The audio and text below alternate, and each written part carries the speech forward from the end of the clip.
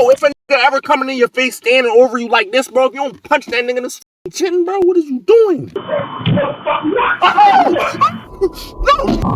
You gotta play now, don't. We're outside a pot dispensary here. You see this car pulling up. I don't see anybody getting out of it, but you see this big dude walk on by, and they're going to have some kind of a verbal disagreement.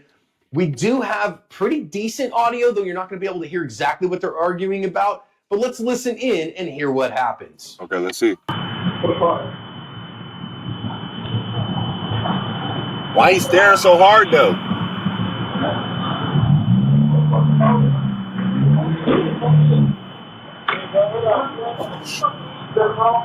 Oh. What am I smiling? I can't fucking everybody's a bitch. Oh, he said, why am I smiling?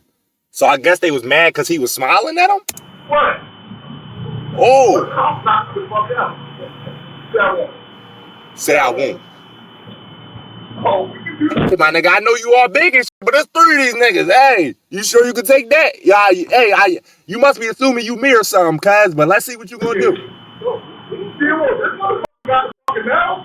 This motherfucker got the mouth. What? Bro, if a nigga ever coming in your face standing over you like this, bro, if you don't punch that nigga in the chin, bro, what is you doing? What? Do it, motherfucker. Do it. He telling you do it. Do it. What is you? I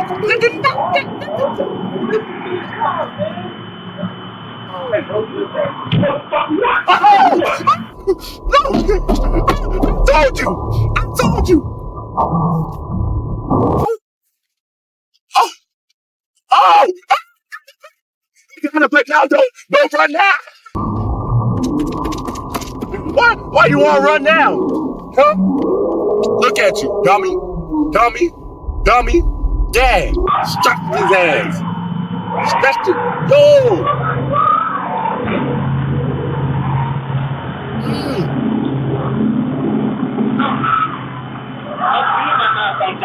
He walking away too. He walking away like nothing happened. Hey, Big Show. That's what we gonna call you since you wanna act all tough like you just that and something like you could just beat 3 niggas up. Hey, Big Show, why the hell you running now? Huh? Why you done went up the cars, got in his face, spitting in his face and shit, pushing them all on him. Now when he get the blick and you running. You scared of bullets, huh? You ain't scared of hands, but you scared of bullets. Man, niggas don't be cut like that, bro. And then I'm gonna say another thing. The 2 homies he was with, though, I feel I don't know how I feel about y'all, because y'all wasn't really helping y'all mans. As soon as he pushed y'all mans, he shouldn't even had to pull out a blick, bro. It should have been all 3 of y'all beating that nigga. Bro, what y'all scared of, cuz? Y'all scared? Person in the car next door filmed this too. The audio doesn't help us on that one at all, but you see our very large man is arguing with him. And then eventually he's going to... Hey, I'm going to give y'all a little tip, bro. If somebody ever trying to fight you and they in your face talking crazy, bro, hit first, bro. Swing first. Don't be all that, oh, hit me first shit. Hit me first. He going to hit you first and you going to get knocked the fuck out. You know what I'm saying? But his a little justified because he knew what he had in the car, so he knew he was going to have the last laugh. But I'm just telling y'all because... You know what I mean? If y'all get in a fight, though. Attack him. Now, watch when he does what happens to our victim. Woo! He is then going to draw from appendix a firearm, lean back into the car, and shoot that guy multiple times. The police showed up and scooped up the body. The district attorney ended up deciding that this one was justified use of deadly force. So he didn't have to go to trial. He wasn't arrested. He wasn't charged with anything because the DA said, no, that's a justified use of deadly force. It's going to give us some interesting lessons. Yeah, it was, bro.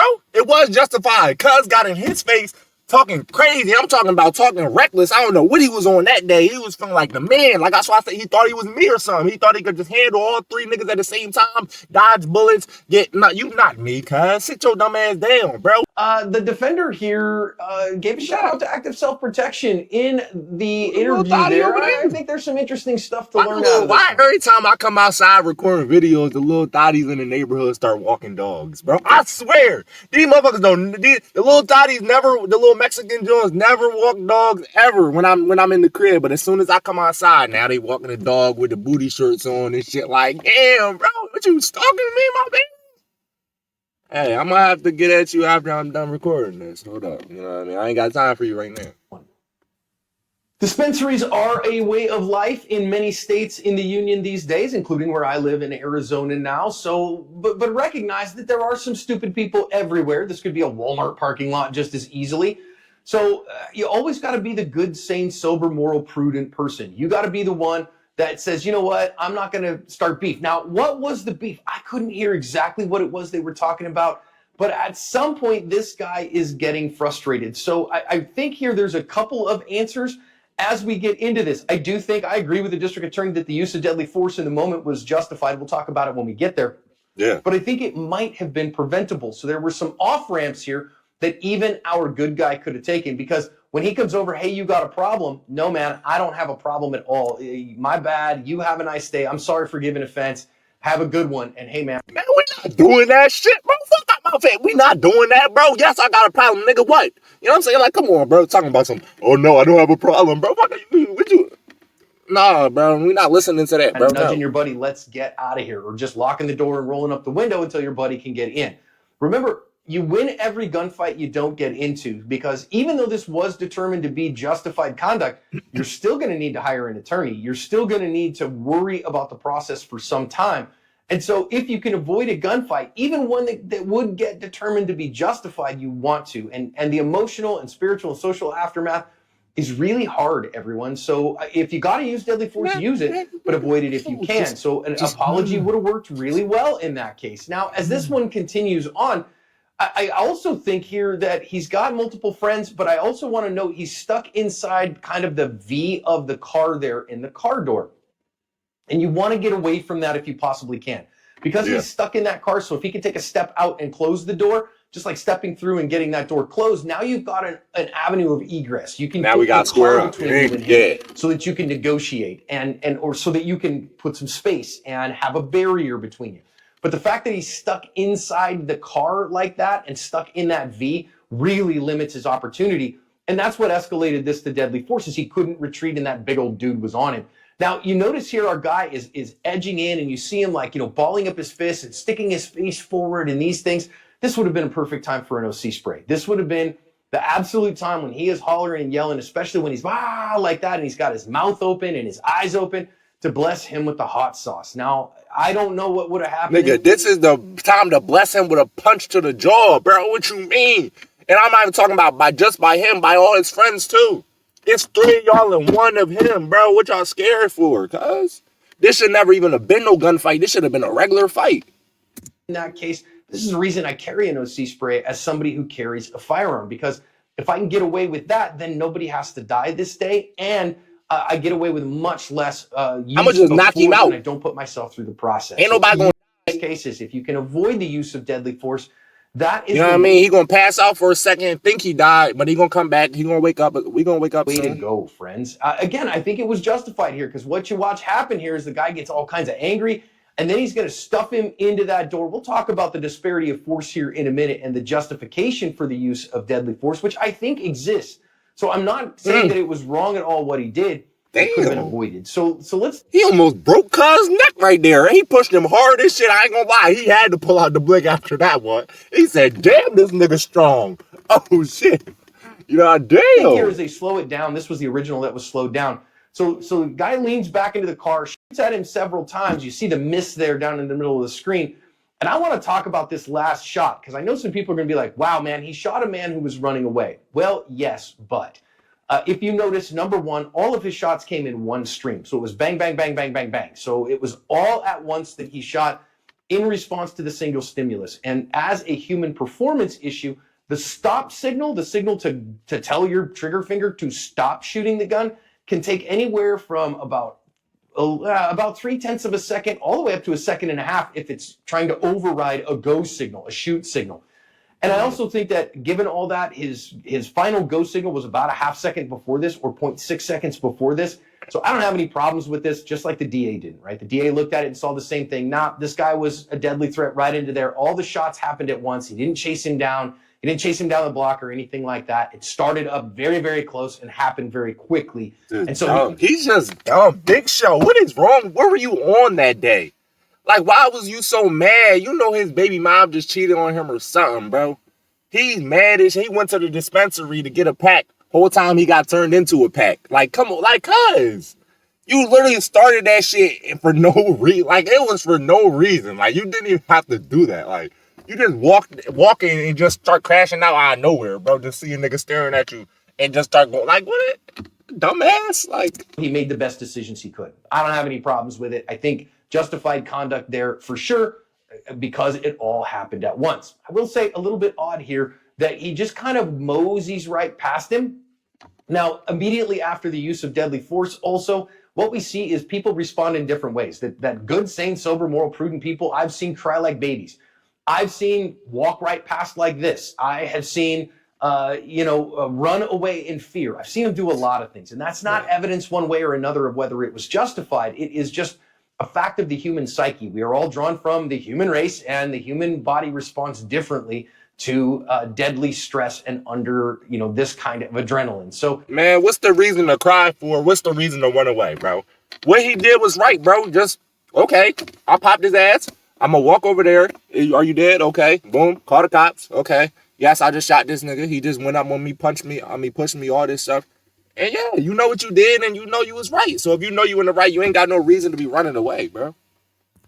is it a little odd? Does it make me scratch my head? Yeah, it does. But I don't think it's evidence that he did anything wrong for sure. I think he headed inside and went to go use the phone, call the DA, because he did call 911, and that's an important part. You want to win the fight to 911. Now, I want to see here where the disparity of force really shows up. Look how big this guy is. That's what I really want to see. Look at the difference. Bro, he's not that. I would knock him out, bro. He's not that big. I really would rather, as an expert witness, when I get called on cases in the use of deadly force, I'd rather see two factors of disparity for one. Here, I can argue too. Number one, there is a significant size disparity. This guy is much bigger. And that causes, number two, he is much stronger. So if you look at our defender, he is very slight of build and he is very small. And our aggressor is the first one to put hands on, and he is very big and very large, so that when he does put hands on, this is beyond, because he is stuffed the... Damn. Oh my, I didn't even mean to pause it right there, man. That nigga flew back. That's why I said swing first, bro. If you would have swung first and knocked him out with one punch, he wasn't even going to see that shit coming. And man, it don't matter how big you is, bro. The bigger they are, the harder they fall, bro. That's all you had to do, cuz. Second disparity is he's stuck. So if you notice, a big, strong man assaults him, and that would normally be a misdemeanor, right? This is a simple assault, except for much, much bigger person, and he's stuck in that V in the car. So because he's stuck in the V in that car, he cannot maneuver, he can't keep himself mobile. So that creates a disparity. It's much more highly likely he's going to get hurt when he can't retreat and he has no mobility, and that guy's much bigger and stronger than him. So I think in that case, this rises to the level of a deadly threat. Would a regular person put in that position think, man, I'm going to get put in the hospital here, I'm going to die here? Yeah, I think he would. So, yeah, like for him, that's a deadly threat. Yeah, that's justified to use deadly force because it is, you are in fear for your life. Now, if that's me, I'm not in fear for my life at all. You know what I mean? That little ass push ain't going to do nothing to me. I'm barely going to move. You get what I'm saying? So me probably using the gun in that situation wouldn't really be justified, because it's like, bro, you JayThou. Like, you're not in danger. Like, come on, keep it a beat. You know what I mean? I'd be like, all right, bro. You know what I mean? That's why I would have just squared up with cuz and beat him up real quick. You know, I wouldn't even use the blick, but different strokes for different folks, man. It's not about where you shoot somebody, it's about why, and even if they're unarmed, that can absolutely be justified with the disparities. Some district attorneys want to see at least two before they start thinking it's justified. I think we have two here, and therefore I think it is justified. And that's not a hard and fast rule, right? So I'm not telling you that's in any kind of law. It's just what I've seen in working cases again and again, that two factors. Why the homie low-key smiling, though? Nigga, you should be helping your mans. Why you over there smiling, cuz? Ain't shit funny. Like, ain't shit. He must know what his homie ready to do. He must know he ready. His homie been waiting for somebody to attack him so he can pull that shit out. That's why he must be smiling. He already knows it's about to happen. Factors of disparity is a much safer bet than a single factor of disparity, like he's a big dude or something. Now, if you notice what happens from here, it's kind of interesting that our guy gets knocked. He immediately reached for that joint, bro. He no time wasted, nigga. I've been waiting to use this bit. That's probably why he was really feeling. He really wasn't tripping too. He was feeling bold because he know he had that shit on him. When a nigga got a blick on him, he gonna feel more bold than if he had it without him. If he didn't have it, bro probably would just got his ass back in the car, said sorry, and drove off. I'm not gonna lie. Knocked down, and then he pulls the gun, and our offender, our aggressor, goes for his gun. It's a good reminder that the speed of your draw matters. Once our aggressor saw that he was drawing a gun, he went for it, which made our defender sit back down into the car while he's drawing and get that gun out. So a reminder to you, a fast draw is not just useful for tricks at the range, but it is necessary in defensive gunfighting, especially when you're at close ranges like this, especially when you are at short distance where the bad guy might reach in to try to grab your gun. So actually, if he was, it could have been faster. He could upgrade quick draw to Hall of Fame, but he had it on like silver. It was enough to get the job done. Defender, if he wasn't the aggressor here, it's not a bad strategy. He just did it at the wrong time, and he shouldn't have aggressed to begin with. So this all could have been prevented too, by the way, with our aggressor not being aggressive. So don't hear me blaming the defender for what went down here. The big dude, he decided to get in his face. He decided to raise. Man, I don't know what's wrong with Big Show. He think he's Superman or something, bro. He trying to do everything. He trying to attack people, antagonize people, grab the blick out of his hands, push them. I don't know who you think you are, cuz. Well, that's how you end up in the grave. Thinking you Superman and shit. You know what I mean? Like, man, this is just a lesson learned. I just need everybody to take this as a lesson learned and just learn from this video. This is a very dumb situation, but I ain't gonna lie. Shout out to cuz on the tan jacket. He was prepared. You know what I'm saying? I would have handled it differently. Like I said, I would have just punched him in his shit, knocked him out, and put him to sleep right there. You know what I mean? Had him like that. But, you know what I mean? You handled it well, too, because you was a little more smaller size. So, you know, you had to do what you had to do, man. Salute to you. And the friends, ain't no salute to y'all. Because y'all should have been on cuz from the rip. You know what I mean? Y'all should have just all beat that. He was big, but he can't stop 3 of y'all, bro. Come on, let's keep it a beam, bro. He can't stop 3 of y'all.